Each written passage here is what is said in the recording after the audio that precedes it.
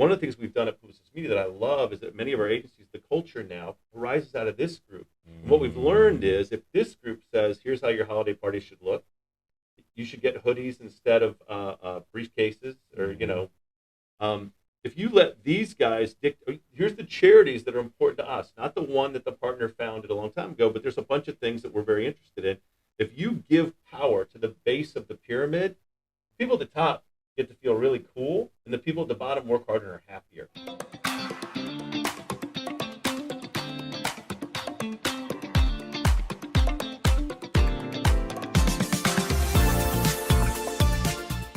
What's going on, everybody? Welcome back to another edition of the Ad Podcast.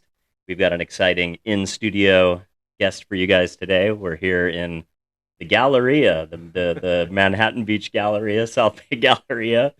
I used to come here with my parents as a kid, and my first entrepreneurial spirit, my dad and my stepmom thought they lost me.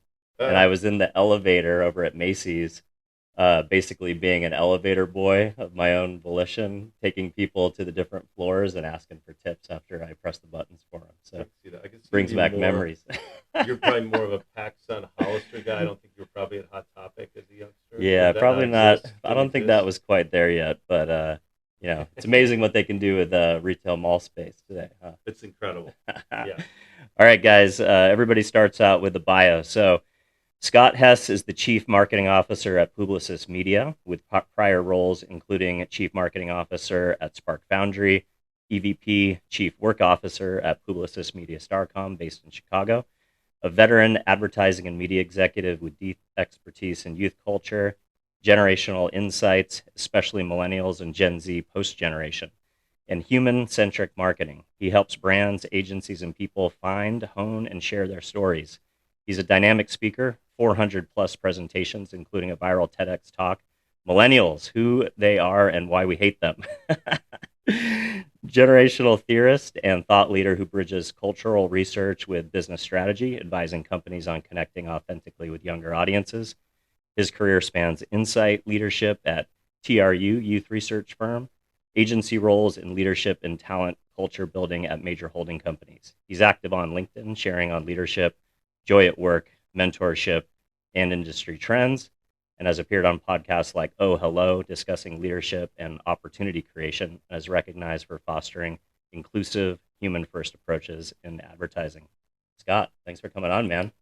Thank you for meeting me on the West Coast. Yeah, man. Well, I know we were going to be virtual, and then this is cool. Exactly. Well, I was excited to hear you were going to come out from Chicago and spend a little bit of time on the West Coast and thaw out and spend some time with your son, I think, down here in Southern California for 6 weeks. I think you've been in town. Is that right? Yeah, we have the coolest thing ever. We have, at Publicis, where I am, we have a benefit called Work Your World that was created. It arose during the pandemic, I guess, but it basically said you can work anywhere in the world for 6 weeks. Wow. And it's fantastic. That's a really cool benefit. It's incredible. And I hate winter, and I've lived in the Midwest. I was born in the Midwest. I've lived in the Midwest my entire life. I've never spent a day like thinking it was beautiful, or I just feel cold and sad. And so luckily my kids are grown. One of them is working for us in Chicago. The other one is out here in California. And I said to my wife, if I work my world, people go to Barcelona and Prague and They do the digital nomad thing and travel around the world. That's pretty cool. Yeah, which is awesome too. And I've been lucky. I've traveled the world, but I was like, I just want to go somewhere warm and mostly sunny. Well, you picked the right winter to join us in Southern California. I mean, it's a little bit of a scary thing with what it means on the climate, at large, but this has been by far the nicest winter that I can remember in Southern California. So see, I had no idea. To me, this is how it is. It's kind of, how it is, but usually we're on the phone talking to people from Chicago about how, it's 69, it's been gray for 5 days, we're all getting like seasonal depression from, cloud cover for 6 days, and then at least the sun comes out. But the fact that, it was 80 degrees yesterday and I was out on the ocean on my stand-up paddleboard with no wetsuit, I mean, this is not the norm, I would say. Well, so where we've been, we were in Venice Beach and now in Manhattan Beach. It's probably been like 68 or 69, but it's crystal clear, very gentle breeze. It's felt 80. It's been perfect. son, who's out here at Chapman, he's a junior at Chapman. When I said we're going to be out here for the end of January through February, beginning of March, said, "Well, just so you know, it's gray and rainy all February." And I was like, "Oh wow, at least it'll be warm." Well, obviously, as you know, that's not been the case. Yeah, it's not been the case at all. Perfect. It's been quite wild. Well, glad you were able to come out and do this in person. I think there's always, so much more chemistry and value to get to talk to somebody in the room. So when you suggested that that was something that you wanted to make happen, I was very excited to be able to take you up on it. But let's start, if you wouldn't mind, maybe a little bit at the beginning. Great bio, a lot of great accomplishments. You've had some amazing roles, mainly within the Publicis network over the last few years. Sure. But I always like to hear a little bit about, where did people grow up? Where did you study? What got you excited about advertising? Was it something you were thinking about in the early days, or it was something that you fell into? And I'm especially interested in your background, also coming from the talent brand side of things. I feel like you've been in marketing roles in your more recent iterations, but you also come from the mentorship and the kind of the people as human capital, which I think is the most important thing that agencies have to bear these days, is their people. And Publicis, especially, weathering all of the, tectonic shifts that are happening at the industry from the holdco level. But again, let's get into your background and we'll dive into some of those themes. Yeah, my background is somewhat non-traditional, and it explains why mentorship is important to me. So I didn't know what I wanted to do. In fact, I was a decent writer in high school, and so I was like, that'll serve me somehow. I went to college with absolutely no thoughts of a professional. I mean, I was basically interested in like romance, and fun. Yep. But I really, and I was, I think, very immature. But when I got there, I said I was going to major in political science because I knew that could get me into law school. I didn't really want to be a lawyer, but people tell you, you should do this. This is sensible. So these are the kind of the obvious paths, business, law, doctor. Yeah. We hear that a lot from guests who come on who've had, first generation American stories where they've got parents that almost demanded that of them. I didn't have first generation parents, but I had really lovely parents that didn't have like big time corporate jobs. So it wasn't prescriptive. And they were very kind. They were like, do what you love. So I started out in poli-sci. It was way too serious, but I wanted to be serious. I just wanted to understand what was like the nature of life. So I gravitated towards philosophy. And I was in the philosophy department for a minute, and I loved those classes. And it's still a primary interest of mine. What are we doing here? How are we supposed to live? What happens to us after we die? But quickly, philosophy goes from being those kinds of big questions into sort of really having to learn the nuances of logic and having to dig deeply into history and sort of understand branching different types of philosophy. It was, again, I was a kid. I was drinking beer and trying to get dates. And I took a creative writing class because like I said, I knew I could write. And in the creative light, the thing there was I wanted to go. It was a class I did not want to miss. It was a class that you'd get like a tingle. It felt like a romance, like getting there. And I love making something out of nothing. So at least, over a year and a half at college, I figured out I could probably stay in college and major in, it ended up being creative writing with a focus on poetry. Wow. And that's really funny to everybody now, like, oh, that's so non-viable. I hadn't have a thought about viability, professional viability. I was just like, I'm kind of good at this. Yeah. And I like it. That's a good enough reason to study something. I mean, I think there's a film studies major. Yeah, totally. I mean, I had a very similar experience to you. I, in high school, shot a little film in Spanish class, and we had, mock Academy Awards, and, ours won every award. We swept the class and, had so much fun in that process that I was like, if I'm going to study something for 4 years and then have a career, I want it to be something that I, have that same passion that I, I want to do it. And I also had a kind of parents that were a little non-traditional. My mom was a fashion model. My dad was a photographer for Rolling Stone. And, eventually, no way. Okay, yeah. Awesome. So he worked there during the late 60s and the early 70s. He was a photographer, Cameron Crowe, and a few other awesome. big stories. But like a lot of practicality of that world, he eventually found himself in kind of the technical side of film and became a salesman for Kodak, at the end. So he Which definitely explains why I work in advertising and not poetry. There you go. There you go. You always gotta find a living to keep the side hustle, But it's been a lot of fun, hanging out with my dad and going through his, entire garage full of slides and seeing like he doesn't even remember some of the stories that he has in those slides. Yeah. Well, I don't know how old your dad is, but he probably is around my age. I don't know, but A little older maybe, but not by too much. Two maybe a generation or generation and a half. Oh wow. Okay. Yeah.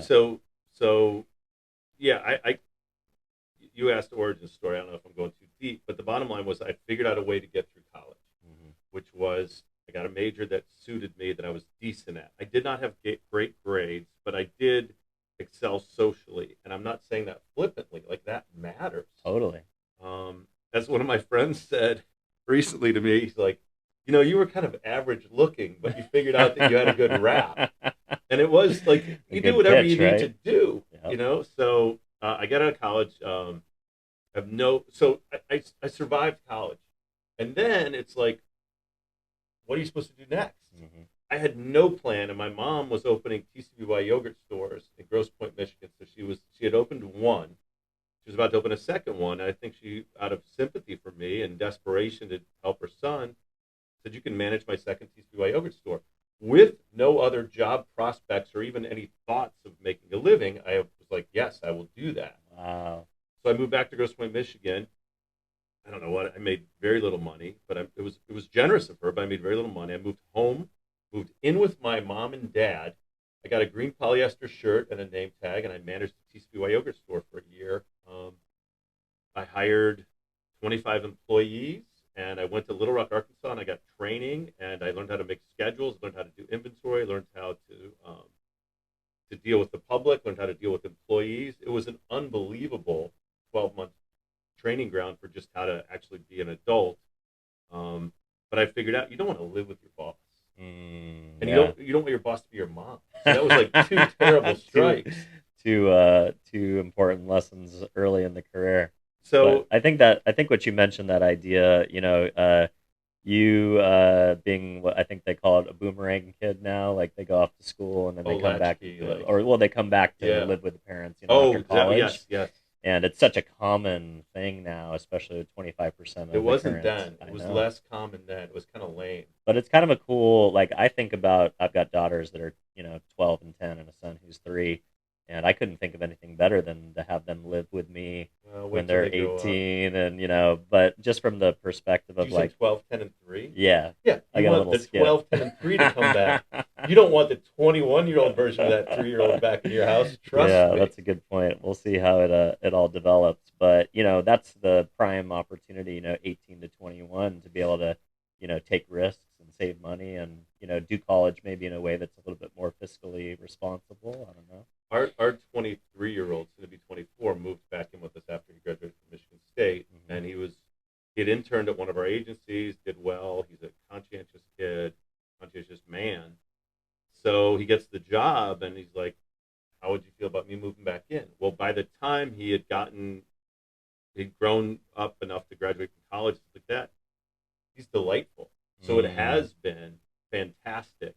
But I swear there's a middle period, like 15 to 21, where you're like, I don't want that guy back in my house. That's hilarious. Yeah, he lives with us. He saves all his money. And he's taking care of our dog while we're out here, his dog. And when he's home, he does dishes and he makes us food sometimes. I love that. It's such the a best. Great story.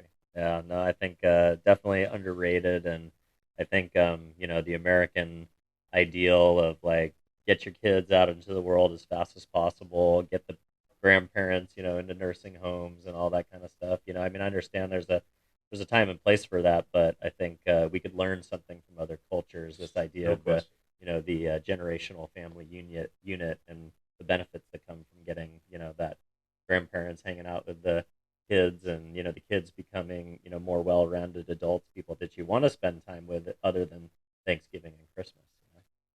My kids, in Chicago from essentially nursery school or kindergarten through 8th grade. Went to the British School of Chicago. And at the British School, there were a tremendous amount of Indian families. And one of the things we found out very quickly was, first of all, if you went to any sort of a birthday party or gathering of some kind, it was going to be multiple generations, not just the parents and the kids. And then quite often they'd had that multi-generational living situation. And it created a very different dynamic in those families of real connection and mutual dependence, which is so different than the way that we grew up, which is, you got to get out. And I do remember there was a stigma after college. I had friends that moved to Chicago, which is where I eventually went, friends that moved to New York, to LA. And then I moved home. And that's back in the day in 1988 when I left college with an incomplete, graduated in 89.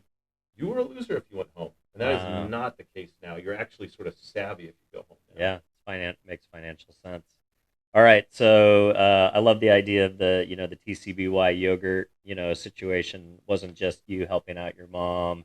It was actually, she was helping you out, but also the idea that a lot of these corporations, I mean, I read a statistic the other day that, I think it's something like 8,000 people apply to be a Chick-fil-A employee every, week, and that's either an employee of a store or a franchisee. Yeah.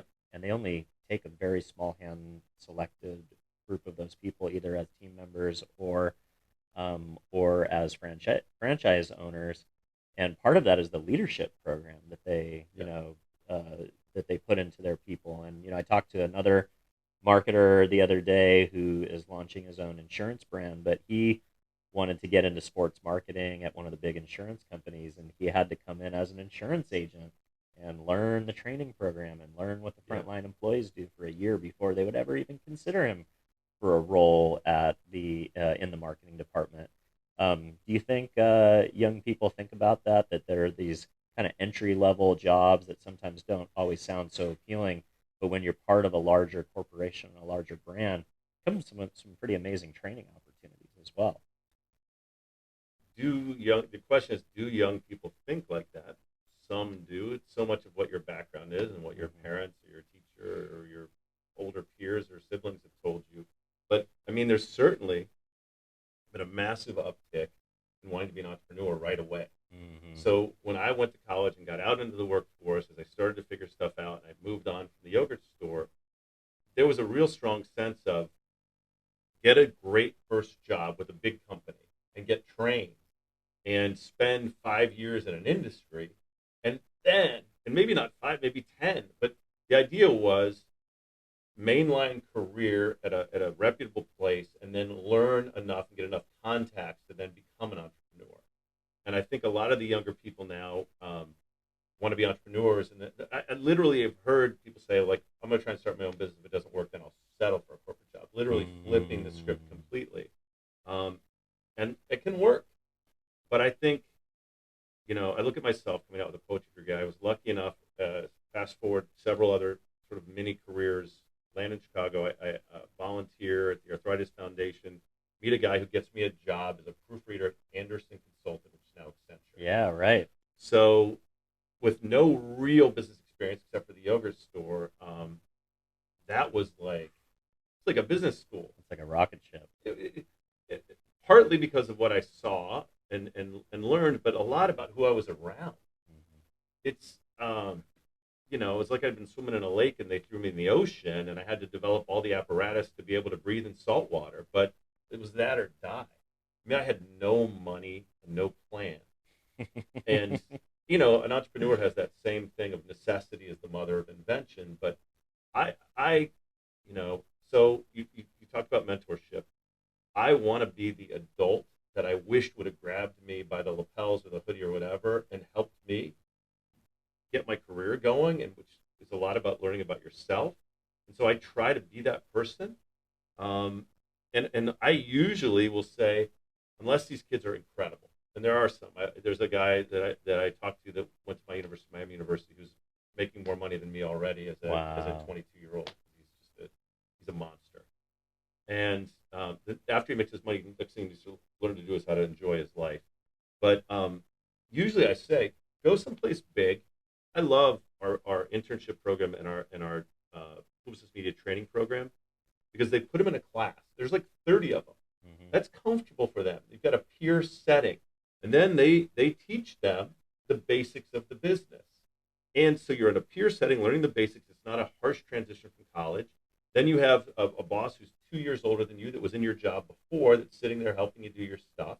Then so I say come in, join the advertising ecosystem. It isn't like you get a job when you come to advertising. You join a career field. 2 years after you've gotten the training and the just you've learned how to breathe in that water, you can decide, do you want to go client side? Do you want to go ad or marketing technology side? Do you want to move to a different function in the agency? Do you want to move to a different holding company? Do you want to move sales side? So what I think is incredible is if you start and get basic skills at a media agency, and I personally right now, media agencies have a lot more stability than creative agencies, although creative agencies are still incredibly exciting.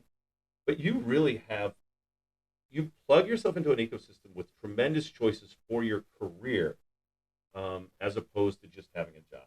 Yeah, I love that. Let's pull on the Anderson time a little bit. Sure. You were kind of early to a trend. Now you've got Accenture Song. Now you've got Deloitte Digital. Yeah. These guys have been trying to eat your guys' lunch for quite a while, and I don't know.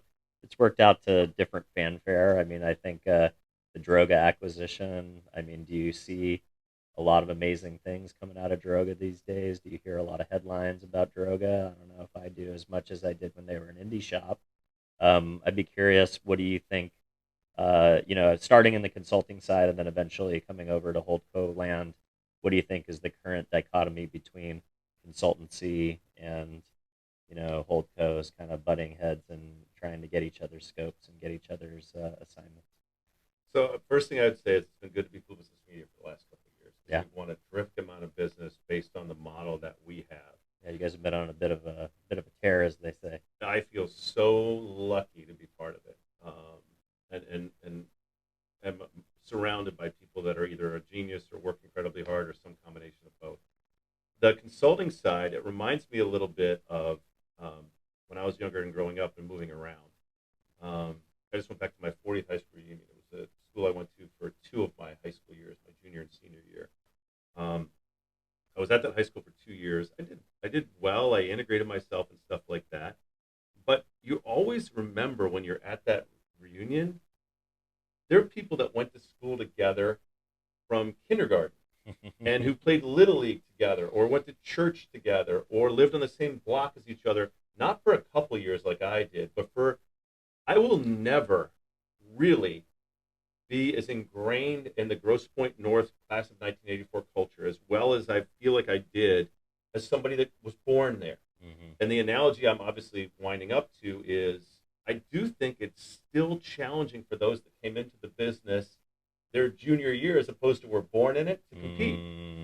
Not that they can't do great things. I feel like I made a mark at Grosse Pointe North in the 2 years that I was there, and I loved going back to it.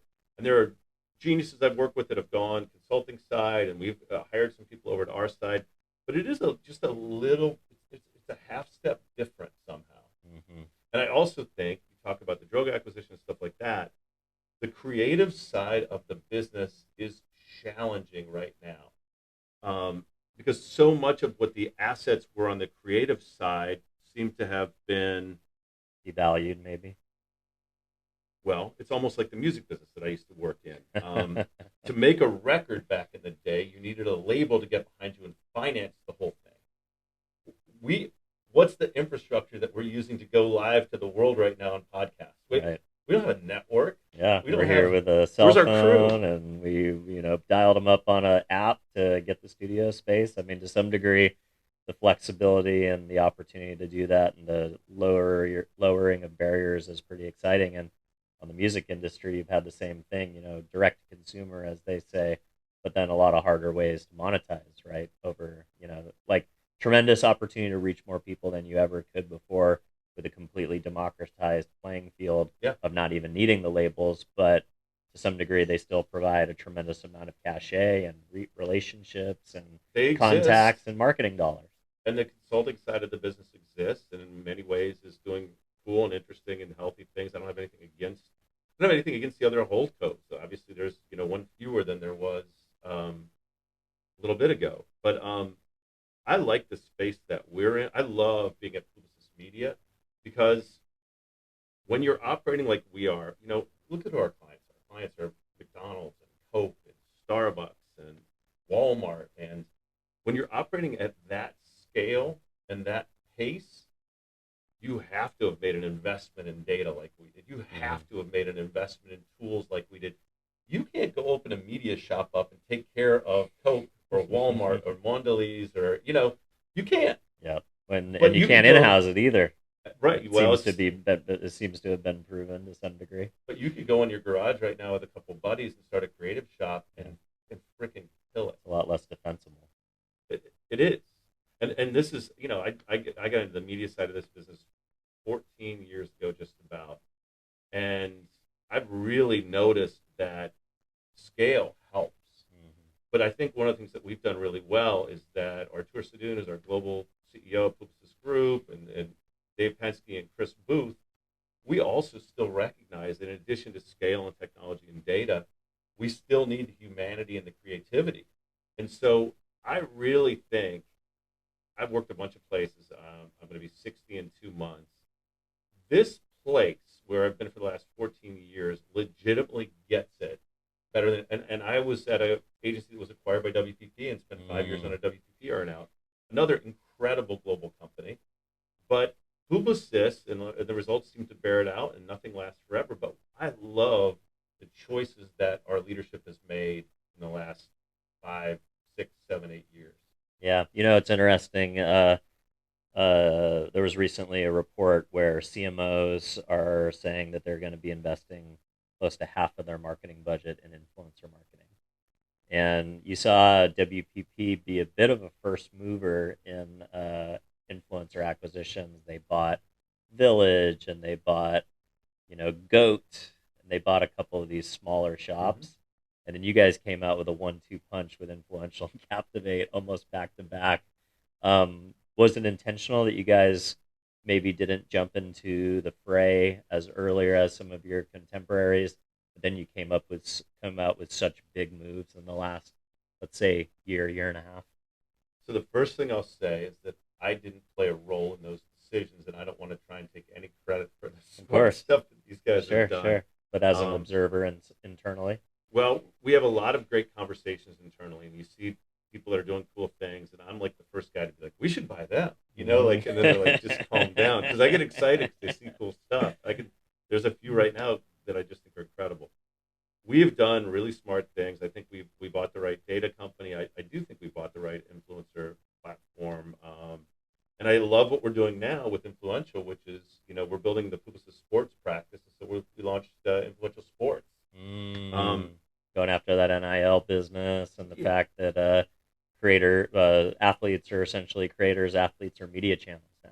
We also have something called Publicis Media Content Innovation. Oh yeah, I think I just heard about some people like. Did you guys acquire like an indie film marketing shop that's also doing a bunch of cool integration stuff into TV shows and movies and things like that? Is that what we're talking about? And even before that, we had this robust practice that my friend Eric Levin created that goes and leverages. I mean, it's bigger than this, but we'll leverage our media spend to get access to creative studios and unique opportunities with partners. We'll actually be a producer on some of these things. So without going into a ton of detail on it, in many ways, creativity has come to the media side of the fence. Certainly, the creative agencies are making spots, and they build a lot of stuff that fits in specs, and they do more than that. And again, some of the best media stuff that we've done has been in deep partnership with creative agencies, where we're completely dependent on one another. But I love how the media side of the fence. When I got to Publicis Media 14 years ago, everybody was still wearing khakis and blazers. And media was still a lot of PowerPoints, and it still is to some extent, but it was there was a lot of playbook. spreadsheets, a lot of IO Yeah, forms. that's all there. Yeah, exactly. But you see a lot more hoodies at the media agencies, which it just means that we've opened up. Yeah. We early days, my boss, who's the CEO of Publicis Media, Chris Booth, was like, I want us to feel more like creative agencies. I want us to feel that we're allowed to be wildly creative in service of our clients' business goals, and we have. And part of that was shifting the culture, which is something that I've been responsible for, so that it is looser, it is younger, and it. I love to draw a little triangle, little pyramid with my fingers, and talk about the fact that this is parallels Anderson Consulting. So much power at the top, the C-suite, and that layer right there, and then a lot of people that are doing the work. At Anderson Consulting, the entire culture was dictated by the top of the pyramid, which charities we supported, how we dressed, what our parties looked like. One of the things that I've culture by dictate. It was the way you did it. The partners were the kings. They would decide if you could get cigars at dinner and which wine to order, and it was cool, and you wanted to be a partner. And that was the way the culture was. It was top down. One of the things we've done at Publicis Media that I love is that many of our agencies, the culture now arises out of this group. And what we've learned is if this group says, here's how your holiday party should look, you should get hoodies instead of briefcases, or if you let these guys here's the charities that are important to us, not the one that the partner founded a long time ago, but there's a bunch of things that we're very interested in. If you give power to the base of the pyramid, people at the top get to feel really cool, and the people at the bottom work harder and are happier. Wow. If you just let these people make all of the decisions, everybody will pretend to be okay with it, but it's not empowering. And they don't have ownership. Yeah, I get made fun of sometimes because I like to talk about hoodies and parties, but it's because they matter. If you I'm 59. If I decide the music and the venue for the holiday, luckily I'm half hip, but even I'm going to miss the boat. Yeah. So at Starcom, where I'm the new acting CMO for the last year, found a bunch of 25-year-olds. They pointed the DJ. They told me which venue was going to be best. If I go to a 25-year-old party, I feel cool as shit. Yeah, if a 25-year-old goes to a 60-year-old party, they want to go. They want to leave. I love that. So it makes a difference. If your culture comes from the base of the pyramid, from the grassroots, it's the best. And it makes everybody happy. The old people feel cooler. I love that. All right, so we're going to a lot of directions, which I absolutely love. I hope but it's okay. of course, let's go. So after Anderson, was that your first step into the agency world? No. Okay. Anything worth talking about between there and when you kind of came into the agency life? Yeah. Yes. Cool. But I'll make it relatively. No, totally fine. So I had 3 quick experiences that were sort of entrepreneurial, where I wanted to have some equity in something and try and get a payday.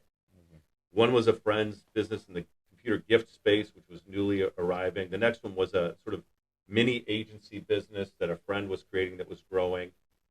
Each of those lasted, first one a year, 6 months. And then the third one was a friend of mine owned a big theater where concerts were held in Chicago, and he was tight with the concert promoter in Chicago. And he wanted to create the first ever live webcasting business where no matter where you were in the world, you could see the Rolling Stones play Soldier Field, or you could see some little indie band that you loved. I loved the legendary Jim Ruiz group on the Mini Fresh label. If they were playing Lounge Acts or some little tiny venue in Chicago, you could see that on your couch in Seattle or wherever. So that was the one. I was in this, everybody was trying to get money, and there was the first internet gold rush. At 97, I joined. It was called Jam TV. And we were trying to create this virtual venue where you could watch concerts. We ended up doing a deal with Jan Wenner so that we brought RollingStone.com to life, put the virtual venue in Rolling Stone. Then we did a deal with The Source for hip hop. We did a deal with Downbeat Jazz. We created a country property called Country One. And we created a multi-genre music portal. First 99-cent downloads before Apple ever did them. So we had Gene Simmons of Kiss in our office saying, like, let's do the New Year's party with you. And then his manager, Doc McGee, flew in like a month later and said, no, don't listen to what Gene Simmons says. Nobody speaks for Kiss but me. So, but that little chapter of my career was so great because I was at little places. I had a base then. I was 30. And I knew how to do some shit, and I was overconfident. But I got to exercise that know-how and that overconfidence in a way that was amazing. And that prepared me to come back into the bigger setting. I freelanced for 3 years after that, and then I came back into a little boutique that got bought by WPP. That was when I entered in the advertising thing 24 years ago. Holy Wow. mother of God. Let's go. But the chapters of your career, build a base of some kind. Even if you went to business school, you don't really know how to do anything. You build a base someplace, go out there and experiment a little bit. Maybe you get lucky and you hit the home run. I had a couple little paydays where I could buy a car and stuff. But I've been very lucky that a Publicis brought the entrepreneurial zest and the know-how back in there and ended up with a boss that clears a path for me instead of holds me down. That's amazing. I love that. So, one of the things that I mentioned in your bio when we first started talking about Publicis, it sounds like you had a role at Publicis, EVP Chief Work Officer. No, that's not a real. That must have been a hallucination on the research. I was like, wait, I did that? Like I've forgotten a lot. I love it. I was in charge of human experience. At one point. Human experience. Okay, got it. So, and I know you've talked a little bit about the interns. Like I remember when I was trying to get you to do this interview in Chicago. You had 30 interns in your office and you guys had stuff going on. It seems, and then also with culture development and mentorship and, your TEDx talk, like it sounds like a lot of the way that you approach, some people look at the marketing role as like basically like tied to new business.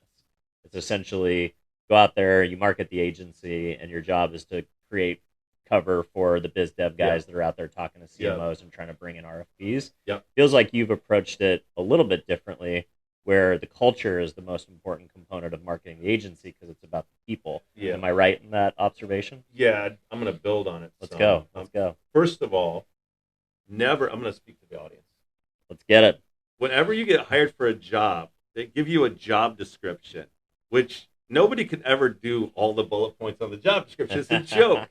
Also, that job description is often kind of boring. So what your job is you pretend that you're going to do all that stuff, but when you get there, you reshape your job description around your strengths, but not just your strengths, the intersection of your strengths and what the business needs. So one of the greatest discoveries in my career was I have to be happy. I have to be fulfilled. I have to want to go in there and battle every day because a lot of days it's hard. So the first thing is you reshape the job description to your own strengths. One of my strengths is culture building. But I also figured out early on when I got to Publicis Media, I started out as leading research at one of the agencies. Interesting. Okay. And I had a talent for that, but I hired people that were more talented than me and obsoleted myself inside of 2.5 years or so. Wow. Literally, I said to my boss, like, these people shouldn't be reporting to me. And he's like, what do you mean? And I'm like, well, he's like, do you want to leave? I'm like, no, I just want a better job, like a different job. And you should be happy that I got these good people in here. So I came up with the idea that I could be in charge of brand and culture. And then he started, yeah. Yep.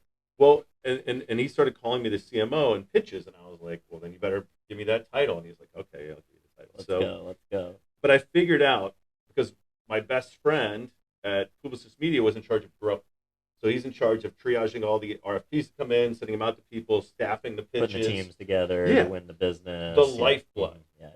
And he and I are in lockstep, and we complement each other completely. And I remember going to him like feeling like a swole up CMO, like, what do you need from me? Do you need better collateral? Do you need, do you need me to do lead gen? I hate all the lingo of our business and stuff. And he's like, what are you talking about?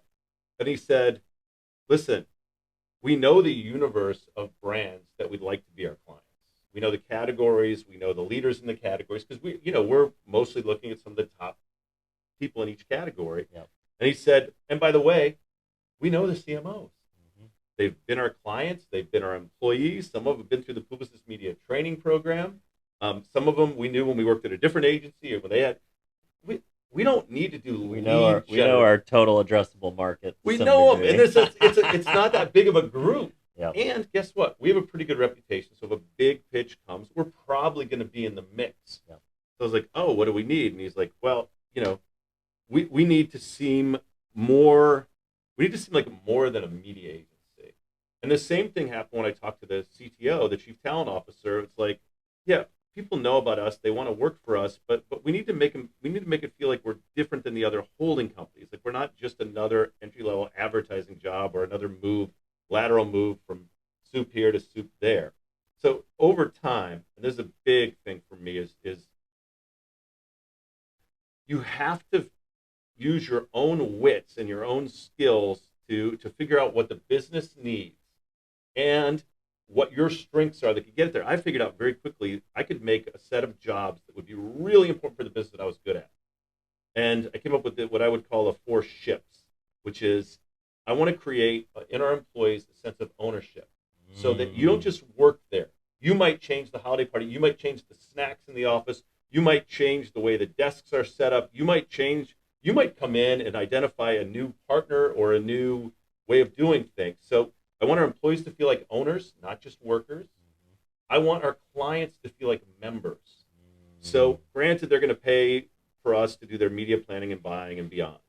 But they should feel like if they left Publicis, they also lose access to thought leadership. They should feel like if they go to Cannes. Yeah, your party at CES was the only one I didn't get into because you're in next time. Well, I know. Well, I reached out to Rashad, and he's like, you know what?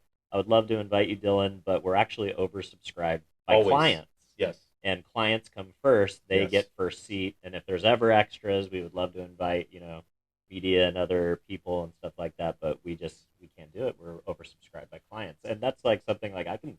It's the greatest problem. Totally get it, man. You guys do you. But I should be able to help you next year. But yeah, great. So when we have parties, those parties better be good. Yeah, right. Like, well, not just parties, but it was like I think the thing I was trying to get into was the thought leadership stuff you guys were doing. Brian Cooley you guys just had kills some it every real, year. Amazing opportunities to not just rub shoulders with the brightest and the best and have a great drink and have a great atmosphere and great people to talk to, but it was like the folks that you get out on stage and are giving people a peek behind the curtain, so to speak. At Starcom, where I'm the interim CMO right now, we just created a new client event last year called the Momentum Event. We're doing our second one coming up here. We're planning it right now. But this gives our clients a chance to come in. What's the most pressing question CMOs and client leaders in media have right now? We'll figure out what that is at the moment. We'll bring in some of the best thought leaders, partners, whoever that would help them. These guys their CEOs are saying, like, what are you going to do about this? What are you going to do about AI? What are you going to do about the economic paralysis that we want to help them answer that question. We also want to connect them with one another because these CMOs are not just leading their brands, but they're trying to have a career. It's better if they know each other. It's better if they can ask their buddy at this non-competing brand, what are you doing about that?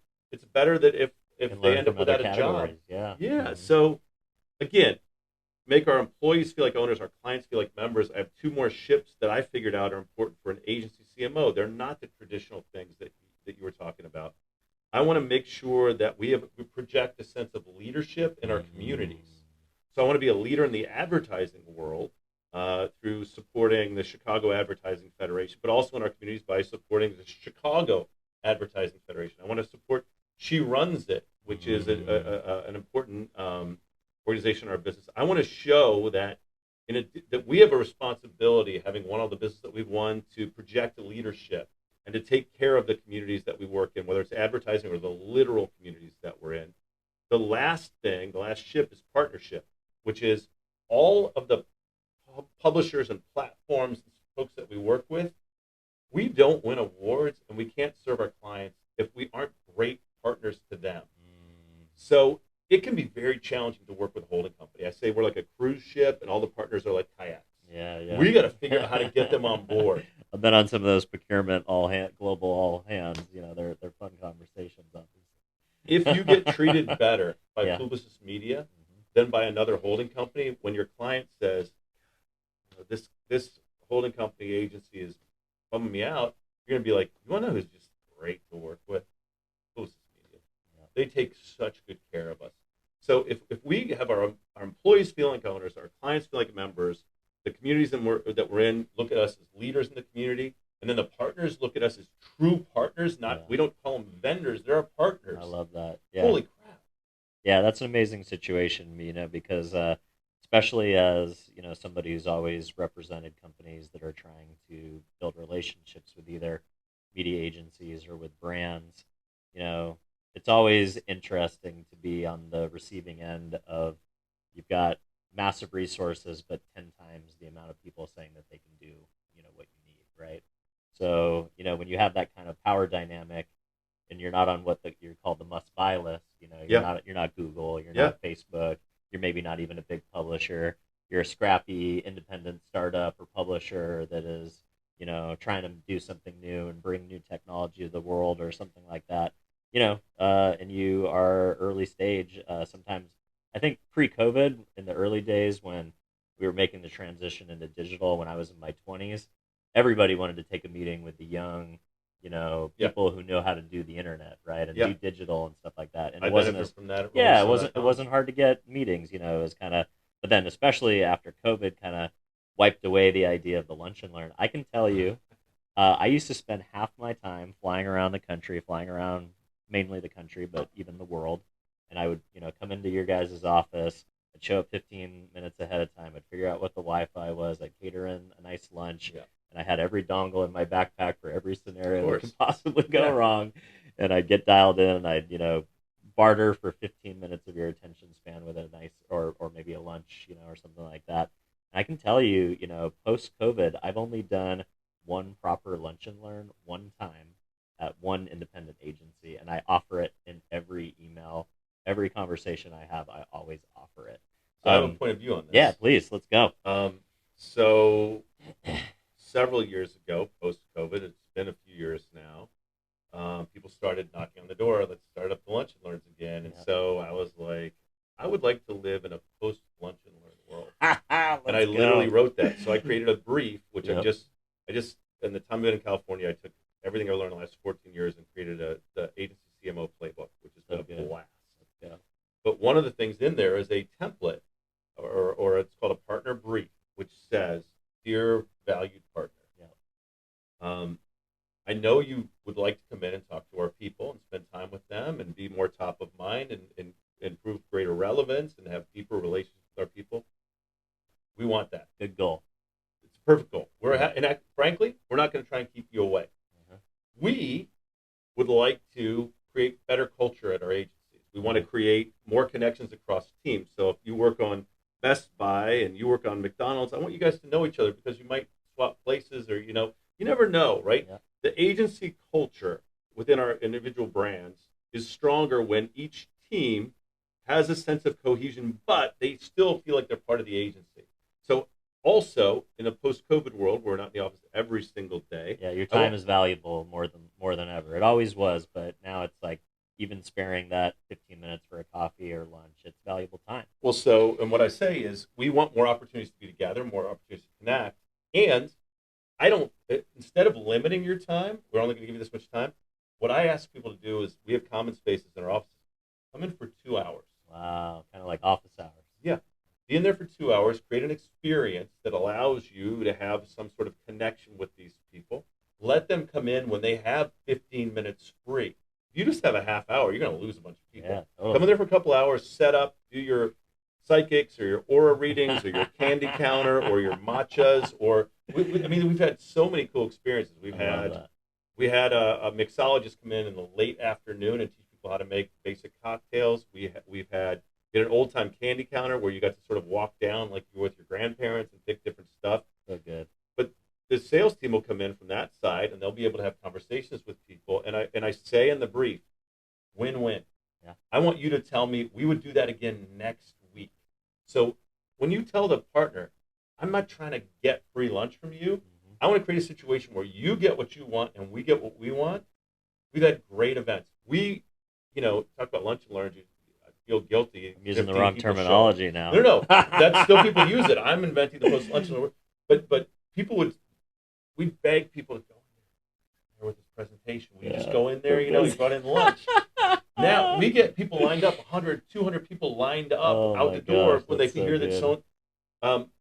Warner Bros. Discovery came in and kicked off March Madness last year with gym bags and shirts and towels, and it was amazing. So much fun. And then, I asked the partners afterwards how'd it go. They'll be like, we got 10 meetings. That that guy we never met before stopped in. Like, it's not that hard to create mutual value. Yeah, I love that. I mean, I always tried to be outside of the box, because I quit drinking 11 years ago, so I had to like retire the happy hour, card at least, or at least the one to go to a bar.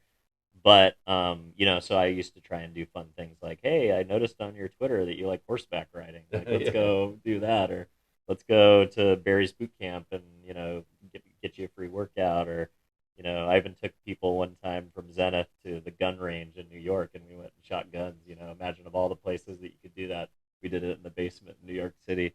But so that creativity, I think, is always something that's been interesting. But I love this idea of like, the office hours, being able to connect with people, because it's more of a relationship building time too, when you're not sitting there with a PowerPoint deck, and you're having one-on-one relationships with people, and yes, quick informal chats, on their kind of time frame versus the, hey, please fill the room and get these free sandwiches before we haul them all out. Yeah, we feel guilty. You feel uneasy. Like, one of our partners brought in these aura readers, which what that was like. Have you seen that?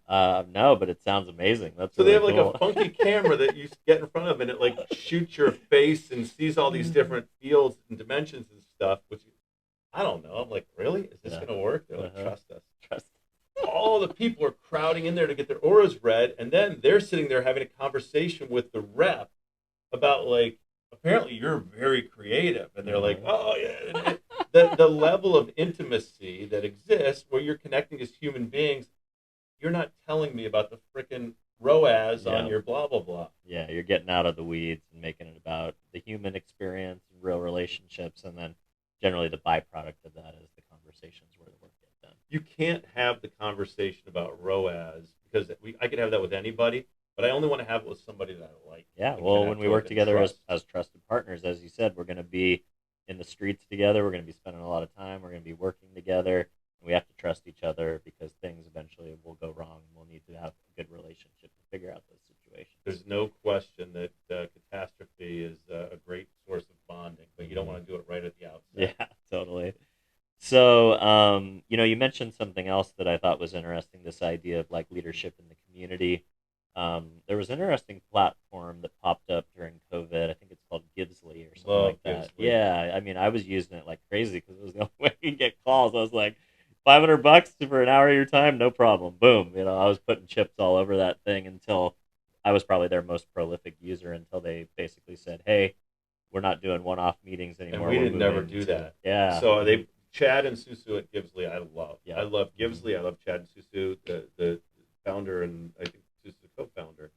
So what we did with Givesly is I didn't want to sell meetings. Yeah. It just didn't feel good to me. Totally. No, but the idea of like, let's go into the community and like, replant a garden or like work with the kids or something like that. Like, that we sounds used really to do Starcom serves, Spark serves, where you'd get like school buses to come up and a few hundred people would jump on the school buses and take the day off work and go and do what was often sort of performative, like paint some walls or something and take a bunch of pictures of it.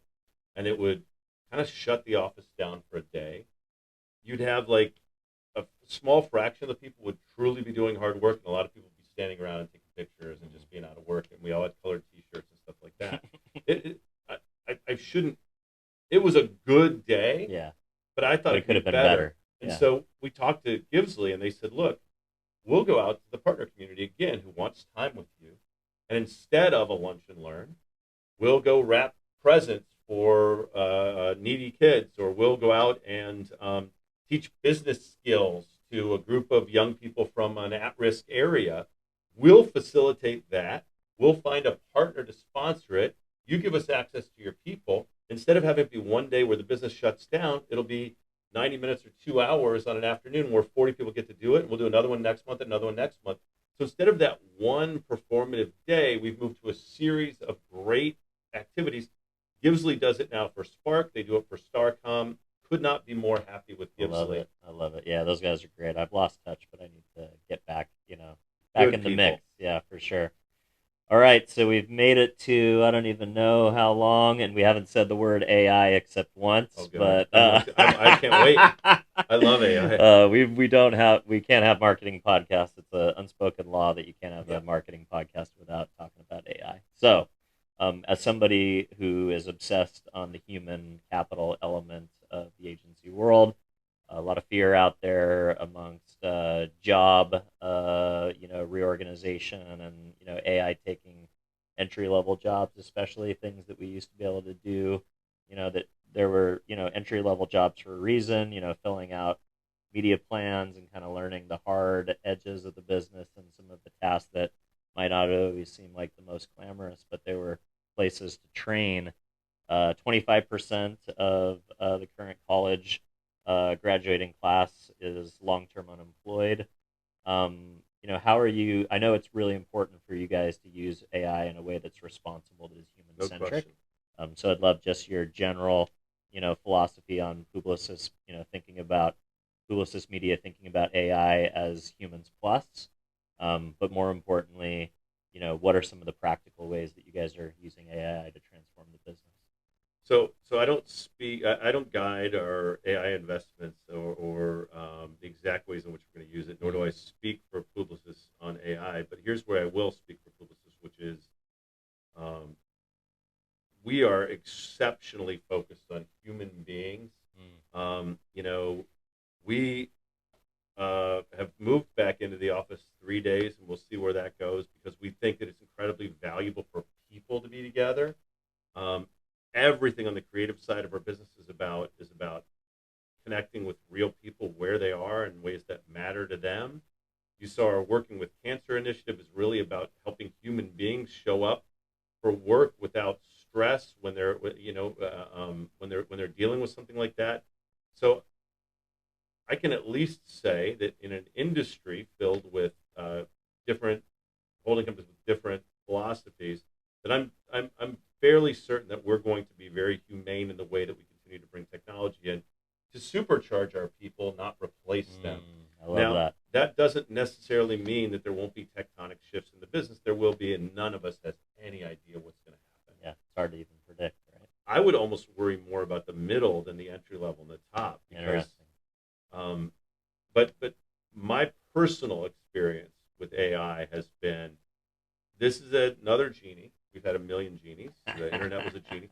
Once these genies come out of the bottle, they don't go back in. Yep. So when I see people saying, like, this is evil, don't use it, turn away, that's just not going to happen. Yeah, of course not. And we have videos playing in our lobbies that say, are you using AI for your job? Guess what? Good job. We want you to. Don't be afraid. Get in there. We have in our intranet in Marcel, we have our own tools that we can use to do 1 million different aspects of the business. In our new review writing stuff, you can write in a whole bunch of raw thoughts, and AI can help shape it a little bit. We can use Microsoft Teams right now to take notes during a meeting and give us back a very succinct play-by-play of what just happened. So we're using AI in those kinds of ways. But for me, and I'm just starting to do this in my job, I started writing GPTs a year or more ago. I started noticing that I would have these unique use cases where I would perform a task and it would be beneficial if there was a set of rules. So if you use AI generally, the AI is drawing upon the universe. Yeah, you gotta. The whole point of creativity and what agencies often bring to bear is not the general; it's the specific. No question. And it's the human insight. And when you kind of are looking at the entire canon of human knowledge, both good and bad, or both well thought out and maybe not so much, it's hard to drill down on specific insights with all that input, all those inputs. So I used to do a brainstorming workshop thing that we took out to our clients. I remember I took it to Taco Bell when Brian Nichol was the CEO. We went out to a retreat at Grand Del Mar, which is the coolest place ever. Good spot. The best. San Diego. And so we did this thing called the Crucible, and one of the things we would teach people is that brainstorming in infinity. People think of brainstorming, anything's possible. You can't brainstorm in infinity. Throw a post-it note on the wall and let's see what Crayons sticks. and bullshit, right? But what we taught people was you need to create a really tight brief, the smallest little brief, and then you brainstorm in there, and it's incredible what you can do. When you try and brainstorm where anything is possible, you just get ridiculousness. You should have an aircraft carrier. Discipline's important, right? It's Yeah. like when you have constraints, that's where real creativity or breakthrough comes through. 1,000%. Working within the constraints. Agree completely. And so with a GPT, sometimes I'll try and create a really compressed space with a set of really specific. And I don't want you to go out and consider the universe. I want you to work in this set of rules that I have because I know what works. The vantage point that Publicis Media has for the clients that we work on across different categories is unique. We need to take our expertise and then let that expertise project across our business and so you need, if anybody has ever tried to write a poem using AI, a short story using AI, or even create advertising copy or finished creative, you can get some good stuff, but you really don't often get greatness. You can do really cool personalization at scale. You can have moments that are a little bit intriguing because you've never seen it before. The best stuff is where you use AI to get you a cake, and then the human comes in and frosts them on a scratcher. I love that. I would advise anybody out there that's scared of AI first to just figure out what it is. You build GPTs with natural language right now, and the best GPTs you build come out of your own sense of discernment and experience, and you can build powerhouses. If you don't know how to do something, you can't build a great GPT. You can't. You build an okay approximation that'll give you a AI looking thing or AI sounding thing. If you come to AI with some expertise, that AI will project your. I can take all the stuff I know about coming up with media ideas, feed that into a GPT within our internal intranet, and then have it act like me on steroids. And then I can still take that out, argue with it a little bit, and then I can take it out and still zhuzh it up with language and experience and stuff like that. That's what's powerful. People that try to outsource their jobs entirely to AI are crazy. People that get AI to do the laborious, repetitive stuff so that they can then do the important stuff, they're using it right. Yeah, grossing up a media plan by 30%, or doing a bio that claims that you're the chief work officer. Yeah. Those are good things. And I would say one more thing because I used AI today to practice for this. Oh, that's awesome. So I said, "Are you familiar with Dylan Conroy, the ad podcast?" Yes. Okay. He's done this many podcasts with this many kinds of different people. He often asks these kinds of questions, and I did this over voice.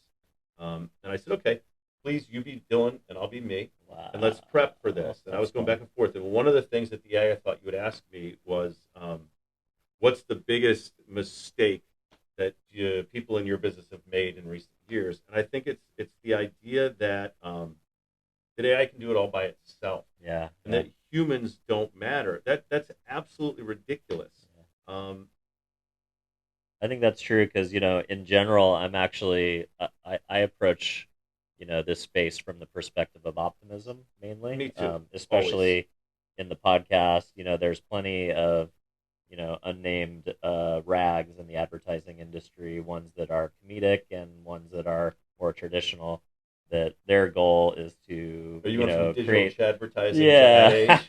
Like they want, just like the rest of the news media, they want headlines, they want gossip, they want salacious situations that will generate clicks. And, I will break news if somebody brings me exciting news, but I'm really here to learn personal stories, to learn about human beings, to illustrate people's amazing careers and the things that they've accomplished, and help them, get their messaging out there. And I think, there's enough people out there that are trying to break news. So it's funny that you had mentioned that ChatGPT would maybe think that I would ask somebody about like what's their biggest failure, what's their biggest mistake. But yeah, I think that's interesting. But we are approaching the 1 hour mark, so I feel like I have to ask this out of personal feeling. Your TEDx talk, millennials, who they are and why we hate them. As the oldest possible millennial, born in 1981, I was millennial, pre-cell phone, pre-internet, pre all that stuff, and kind of learned it all on the job. I'm a bleeding edge millennial, as they say, old millennial. But what was that talk about? Does it still hold weight, do you think? Anything that you would update or revise? I was lighter then, and I had less gray hair, so I do like looking at it.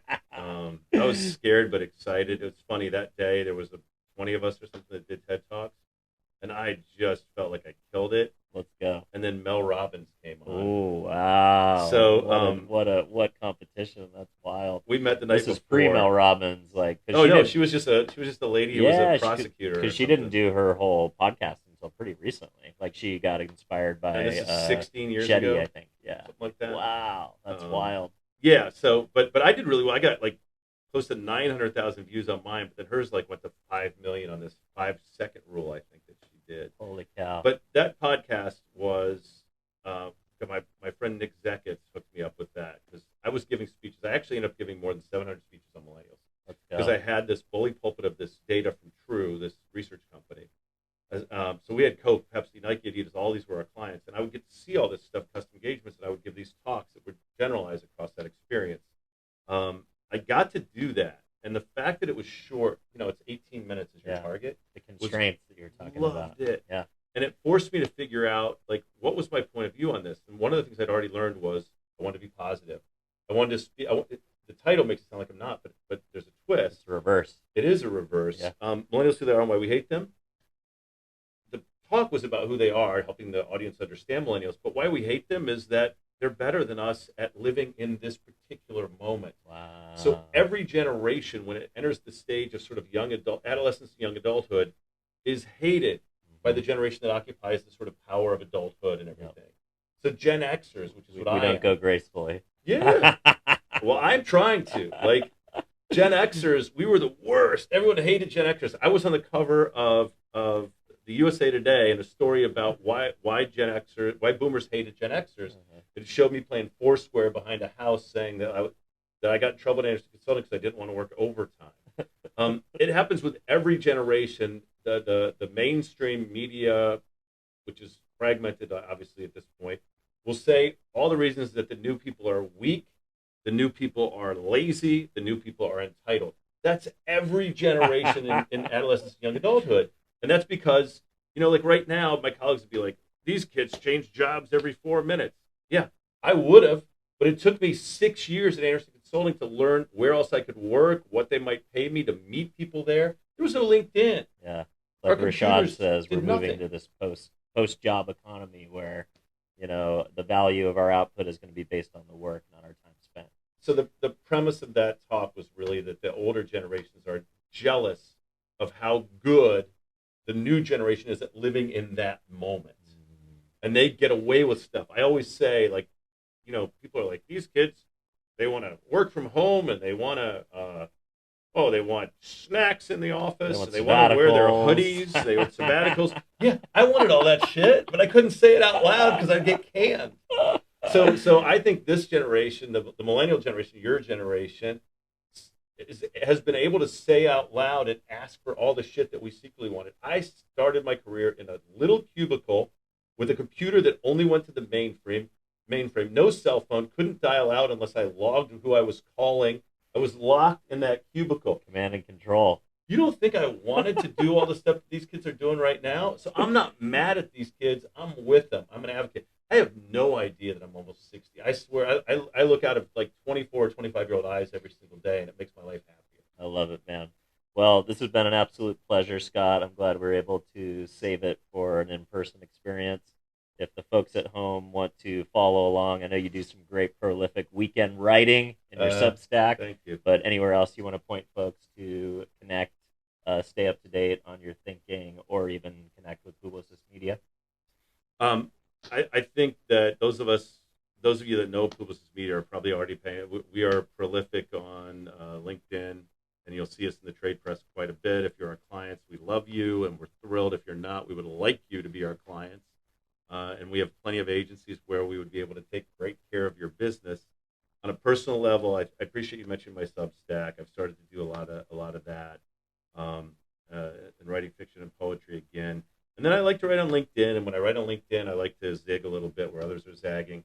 I rarely post. No emojis, Scott says. I'm not a big emoji. I don't love emojis. I appreciate you remembering this stuff, but I really think like there's enough posts about people feeling honored to have received an award or proud to be part of something that happened. I maybe sometimes do those.